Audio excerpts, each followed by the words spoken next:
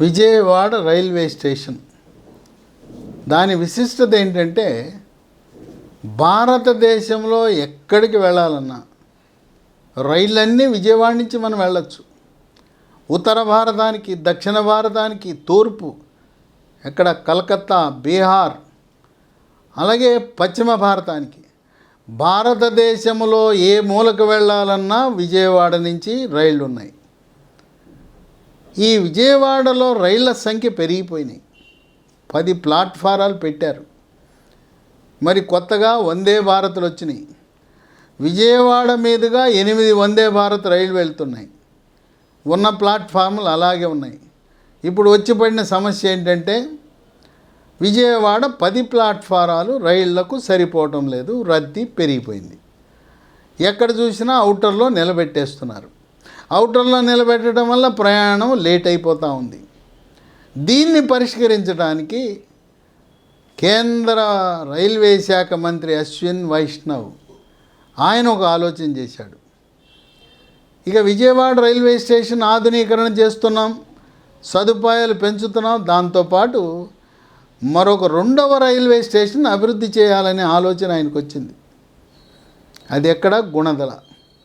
Gunadala railway స్టేషన్ని 35 కోట్లు వెచ్చించి అమృత్ భారత్ అనే స్కీమ్ కింద దీన్ని అభివృద్ధి చేయాలనే నిర్ణయానికి వచ్చి అనుకున్నదే తరువాయి ఫిబ్రవరి 2024లో ప్రధానమంత్రి మోదీచే వర్చువల్గా ఢిల్లీలో బటన్ నొక్కిచ్చి ఇక్కడ శంకుస్థాపన జరిపించారు. ఒక విశేషం మనం గమనించాలి. కేంద్ర ప్రభుత్వానికి ఆంధ్రప్రదేశ్ రాష్ట్రం అంటే ఎంత ప్రేమ, అభిమానం, ఆదరణ ఉందో తెలుసుకోవాలంటే దేశం మొత్తం మీద 545 రైల్వే స్టేషన్లు గుర్తించి వాటిని అమృత్ భారత్ స్టేషన్గా అభివృద్ధి చేశారు.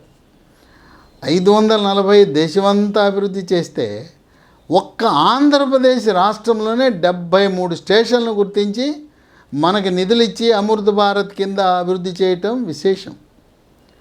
ఈ గుణదల రైల్వే స్టేషన్ సిద్ధమైతే చెన్నై నుంచి కలకత్తా వెళ్ళే రైళ్ళన్నీ కూడా, లేదు విజయవాడ నుంచి విశాఖపట్నం వెళ్ళే రైళ్ళన్నీ కూడా గుణదలలోనే నిలుపుదల చేయటం ద్వారా ఇప్పుడున్న విజయవాడ రైల్వే స్టేషన్పై రద్దీని తగ్గించి స్టేషన్ బయట ఈ పావుగంట, అరగంట, గంట సేపు అవుటర్లో నిలబెట్టేదానికి స్వస్తి పలకాలనే ఆలోచనలో ఉన్నారు.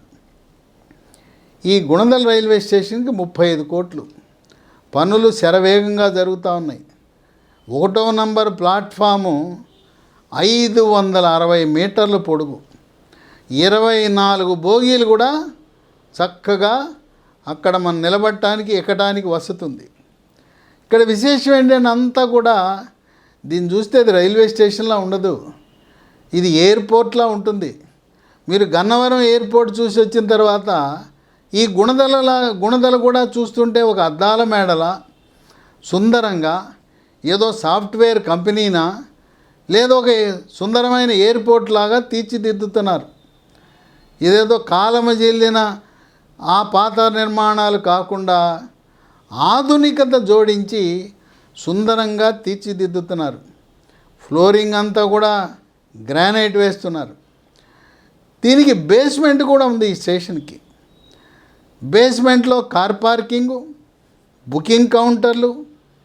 ఇంకో విశేషం ఏంటంటే ఒక ప్లాట్ఫామ్తో సరిపెట్టకుండా 1, 2, 3 ప్లాట్ఫామ్లు ఇక్కడ ఏర్పరచడం జరిగింది. ఇక మామూలుగా మరుగుదొడ్డి అంటే మురికి కంపు వాసన కొడుతుంటుంది.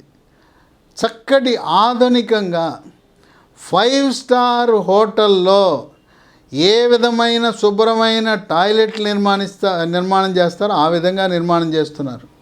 కక్కుర్తి లేదు. చక్కగా టైల్సు, గ్రానైటు.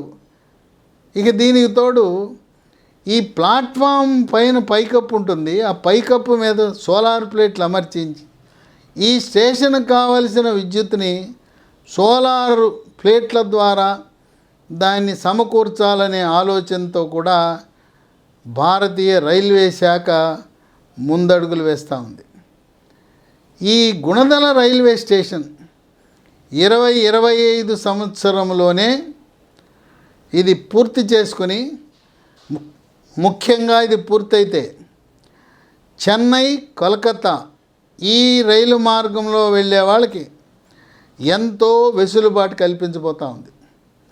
తర్వాత 1 నుంచి 2, 2 నుంచి 3కి వెళ్ళాలంటే రైల్వే ట్రాక్ మీదకి వెళ్లకుండా, పట్టాలు దాటకుండా ఫుట్ ఓవర్ బ్రిడ్జిని కూడా వాళ్ళు ఏర్పాటు చేయటం అనేది విశేషం. అంటే కాలినడకన మెట్ల మీద వెళ్ళచ్చు. తర్వాత కొంతమంది వృద్ధులు మెట్లు ఎక్కలేరు, వాళ్ళ కొరకు త్వరలో ఎస్కలేటరు అట్లాగే లిఫ్ట్ సదుపాయం కూడా కల్పించాలనే ఆలోచన ఉంది. మొదట్లో ఈ ఆలోచన లేదు. ఇది మరి వృద్ధులు వచ్చినప్పుడు, వృద్ధులు దివ్యాంగులు వికలాంగులు వచ్చినప్పుడు వాళ్ళు ఎలా ఎక్కలేరు కదా, ప్లాట్ఫామ్ ఎలా మారుతారని ఆలోచన చేసి ఎస్కలేటరు, లిఫ్టు తదుపరి వచ్చిన ఆలోచనను కూడా అమలు చేయటం అనేది విశేషం.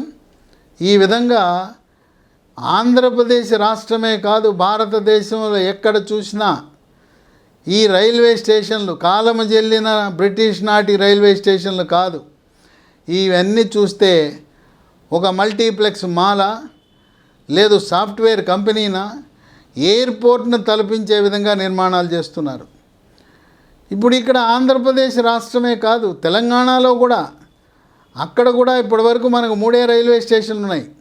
కాచిగూడ, నాంపల్లి హైదరాబాద్, సికింద్రాబాద్. అక్కడ కూడా అదే పరిస్థితి. రద్దీ పెరిగిపోయింది, రైళ్ల సంఖ్య పెరిగిపోయింది, అవుటర్లో నిలబెట్టేస్తున్నారు రైళ్లను.